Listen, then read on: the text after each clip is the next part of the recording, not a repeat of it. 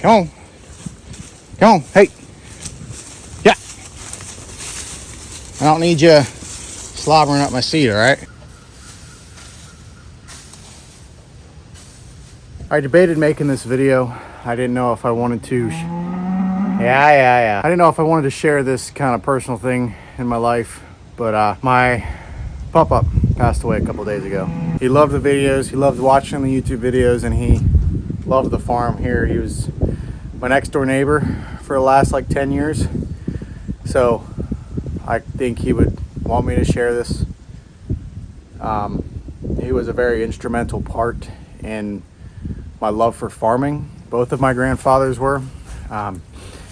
My one grandfather passed away 5 or 6 years ago, and then my pup up here passed away a couple days ago. So it's a very it's a sad time. God had a plan, and he has a plan, and we're gonna be okay, but we're gonna miss him. So kind of just wanted to put this out there as a tribute to him. We will miss you, Pup, and we love you. And it won't be the same without him here, because he was always riding around his Kubota watching us, you know, and even help us out time to time throwing some hay. So it's a hard time on the farm, but I just wanted to share that, and I think he would want me to share that as well. Yesterday I was out here checking these guys, these boogers right here, and they did a little something naughty, and it's kind of funny, and I'll explain it here in a second. As you can see, there's a lot of fresh hay and twine out here because they decided they wanted to break into the back of this barn. And the funny thing is, this was something my pup built years and years ago. They put up a pole structure, and when they bought this property like 25 some years ago, I was told that these this fabric here, there were just big rolls of fabric here, and there's actually still some sitting up there, but big rolls of fabric. And I think they built the pole structure, and then they just wrapped it in fabric, and they put some metal on the roof. That worked years ago when this shed was just kind of a shed for some storage, and Pup kept a tractor or two out here. Wasn't a steer barn when they built it. Well, then they built the fence, the board fence, and they put 2 steers on this acreage. And again, this wasn't really a steer barn, but they fenced it in. Excuse me, I'm trying to make a YouTube video here. And then when we kind of took over the farm, my dad built on this half. So you can see right here, this is where the old one came out. You can see the rafters, the older ones, and then the newer timber here. So we doubled the size of it. We kept the original structure, and then we doubled the size of it, and made this kind of a corral here. We put these head gates in. These were from my other grandfather's dairy farm. Put those head gates in, and we got kind of a longer area over there to park equipment, and now we put hay in there.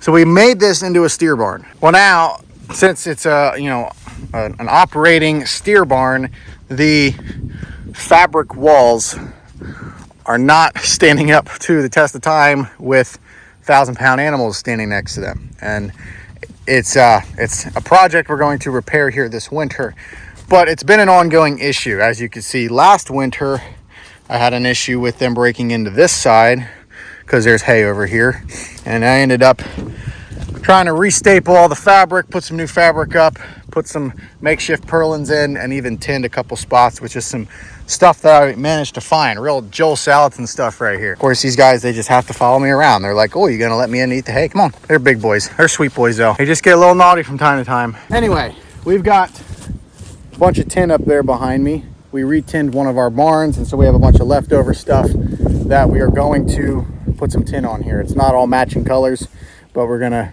at least tin the backside here, and the far side over there, that takes the brunt of the wind. It's a south-facing building. The wind is currently coming actually out of the south right now. It's a random day. Anyway, this was my makeshift patch job yesterday. There's a whole bunch of plywood in here, and we had some 12-foot 2x4s. So my wife and I quickly put it, patched it up the best that we can. It'll hold them out for now, and then we're gonna re-tin the back here. You see some tin over there already, but yeah, it needs a little bit more structural support to keep these big boys out because they are curious and mischievous. But I just thought it was funny now that my pup-up's up in heaven, and maybe it was a little humorous thing that he had God do just to put a smile on my face, because as annoying as it kind of is to have to do that, I just couldn't help but laugh. So yeah, that's all I gotta say about that. November 8th, and it is 60 degrees. I'm in a short sleeve. I'm sweating my balls off, kind of. But we are moving out 36 bales today. First cutting, grass, meadowgrass, whatever you want to call it. This was stuff that got rained on back in, that was, I think, just the beginning of June. But it actually still made really nice hay. You can see there's green in it. Like, it is not terrible hay for getting rained on. It was dry. I was about to rake it and bale it, and then got a small shower on it, so it discolored it, so I had to tet it again. But it is dry. It got baled dry. So for my horse people, they're going to be like, oh, you can't feed rained on hay to horses. Right. You shouldn't feed hay that got rained on and then baled up the horses. However, this was rained on, tetted again, dried down to 10%, and then baled. So it got rained on, but it is dry because we re-dried it.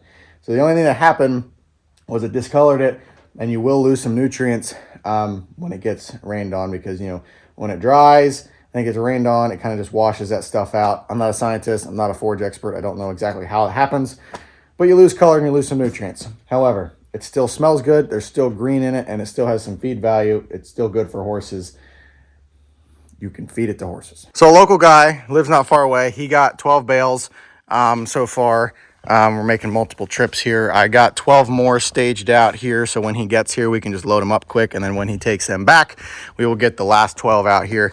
And that's going to open up a lot of space in the barn. We're probably going to move these junk bales over to this side, just so that I'm able to get to the back, because behind that we have more second cutting, and we have like 6 big squares of really nice second cutting grass. If I'm feeling up for it, and if I actually have some help, I haven't decided, but I might try rebaling those big squares. It's kind of difficult to rebale big squares without the proper equipment, because those things are packed so tightly together, and it's hard to break them down fluffy enough so that when they feed into the baler, they actually make a decent bale. That's the only thing I'm concerned about. Round bales, you can just roll them down a hill and bale them like I did last year.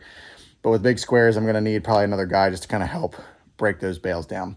Haven't decided if I want to do that, because I could still sell those things for 150, 160 bucks. I don't know. They're like top quality premium. So I'll have to run some numbers, see if it's worth breaking them down. It would at least serve some of my customers if I was able to break them down. Anyway, that's neither here nor there. Hay going out, space in the barn. It's a good thing, but it's also a bad thing, because, you know, it's only November, and I'm not going to have enough hay to get everybody through the winter like I want to this year. Again.